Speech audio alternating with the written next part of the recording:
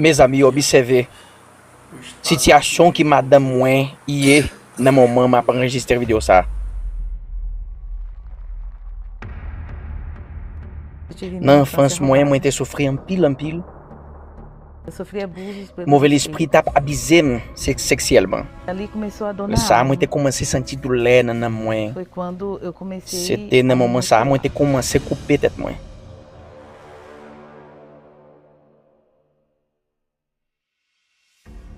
Meus pais se Parents mwen te konnen yon ak lot nan kay mystère, nan kay boko. E lá mwen tap genyen 8 ans, mwen te komanse genyen pil problem spirituel. Mwen tap genyen lesonmi, mwen tap wè yon zombi bokote mwen kaban. E mwen tap sentim kom si yon moun tap touche sou kom mwen. Mwen tap couché ak rad, men mwen tap réveillé sans rad. C'était comme si mwen tap senti tout bagay sa yo, men mwen pat gen kondisyon pou mwen agir. Mwen pat gen kondisyon, mwen pat gen kouraj pou mwen pale tout bagay sa yo pou tout lot moun. Nan adolescence mwen tap vle genyen kek eksperyans fizikman. Lè sa mwen te komanse gade pornografi nan internet, nan televizyon. E tout mauvais esprit te kontinye abizem, te kontinye fè mal. E mwen tap genyen faux plezi sou kom mwen. E mwen te komanse tombe, mwen te komanse wè yon zombi, mwen te komanse koute voix étrange, paske mauvais esprit tap fè mal an pil. Mwen tap mache tankou yon prison.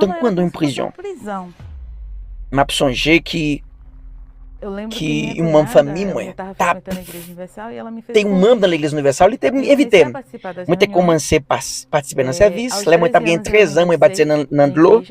E lè mwen tap gen 16 an mwen te lage l'Eglise. E mwen te komanse gade pornografi, plis ak plis, sityasyon mwen te komanse mache pi mal. Map sonje ki nan yon vendredi, mwen tap soti nan l'ekol. E mwen tap pase devan yon l'Eglise Universal, mwen tap frape tet mwen nan miray, yon ouvriye te menem an dan l'Eglise. E mwen te komanse paspe ankor nan l'Eglise Universal, men o liye mwen konsentre sou la vi spirituel, mwen te komanse fikse atensyon mwen sou la vi mamorez. Mwen pat imagine ki li tap genye an pil mauvais esprit nan tet li. Nou te mariye, mèm si sa nou te mariye, e apre nou mariye, mwen te komanse observe ki li tap genye an pil mauvais kompatman. E mwen tap pense ki la vi ta mache bien, men tout mauvais esprit tap kontinye abizem. Mèm apre mwen te mariye.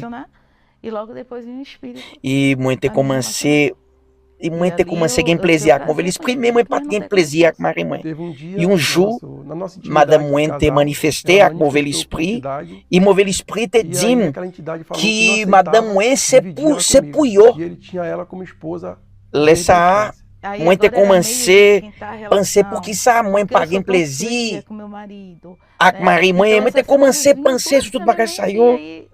E mwen te komanse tombe nan sityasyon pi mal. Mwen te pense ki mwen ta benzoen rezout tout sityasyon kon sa. Lè sa mwen te rive nan kay mwen, e mwen te observe madame mwen te tombe a te.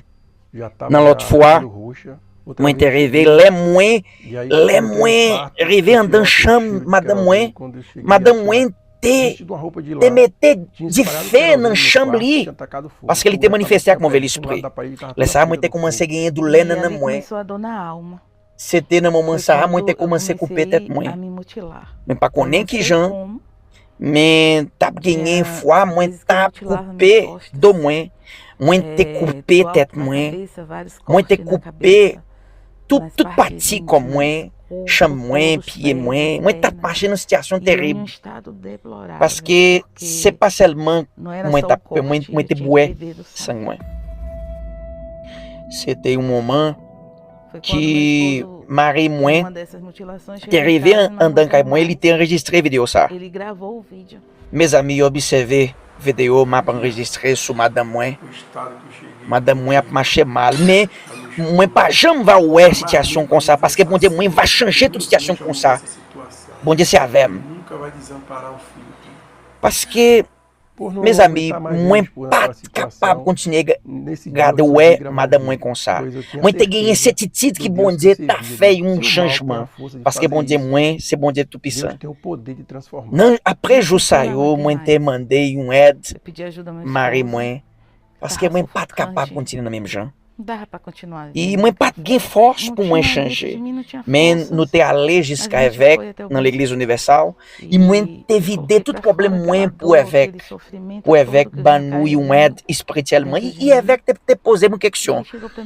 Madame, ou a fait lecture sur parole bon Dieu, e moi te dit oui, moi fait lecture sur parole bon Dieu. Laissa, il te montré un verset. Il te mandé moi faire lecture devant présence li, moi te fait lecture. Il te dit non, ou pas faire comme ça. E moi te bali une direction comme ça que il t'a besoin de pratiquer parole bon Dieu parce que il t'a vinn dans l'église universelle, il t'a écouté parole bon Dieu mais il pas pratiquer parole bon Dieu, il seulement t'a bien la foi dans bouche. Laissa, moi te réveiller dans sens spirituel. Moi te réalisé que moi t'a marché dans distrait, même que moi t'a venu dans l'église universelle. Moi t'a fixé attention moins sur quelques bénédictions physiquement, mais moi t'a méprisé, moi vinn tourner petit bon Dieu. Laissa te vini campagne Israël. E na campagne Israël, moi te mettais toute force, moi vinn tourner petit bon Dieu. Moi te dit pour bon Dieu, moi voulais faire une expérience avec, moi voulais vinn tourner petit pour. Parce que mes amis, e um bagay que moi te tombé, c'était à travers pornographie.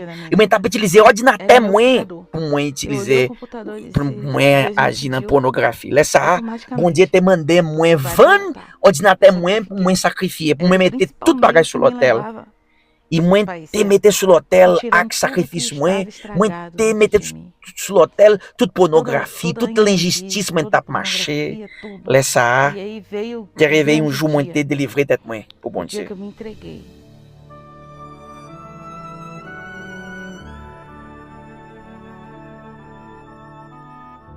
Là moi arrivé sur l'autel bon Dieu. Première la prière moi te fait, c'était pour moi demander bon Dieu comme ça, bon Dieu, moi voulais ou c'est tout bagay pour moi. E moi va marcher devant présence ou moi va soumettre tête moi devant présence ou. Depuis jeudi moi te descendre sur l'autel, moi pas jamais manifester encore avec mauvais esprit. Dans une campagne Israël dans décembre. Ensuite, t'es arrivé veille de nuit, dans le jour 31. E moi te déterminé que moi t'a recevoir baptême de Saint-Esprit. Non, nem même. On peut même pas accepter continuer dans l'église sans baptême dans Saint-Esprit. E moi te dit pour bon Dieu, le monde pas non moins non plus. E Saint-Esprit te possédé. E Saint-Esprit te ban moins la paix.